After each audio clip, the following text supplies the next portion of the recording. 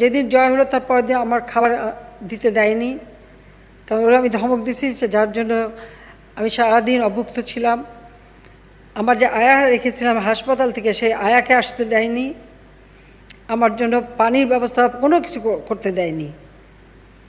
যদি আমার ছোট ফুপু আমার সাথে ছিলেন, খুব লুকিয়ে টুকিয়ে থাকতেন। এই অবস্থা ছিল। এই অবস্থার মধ্যেই জয়ের জন্ম। সেখান থেকে আবার যখন আমরা বন্দিখানে আবার যখন ফিরে আসি, সেই দিন এক কর্নেল আসলো।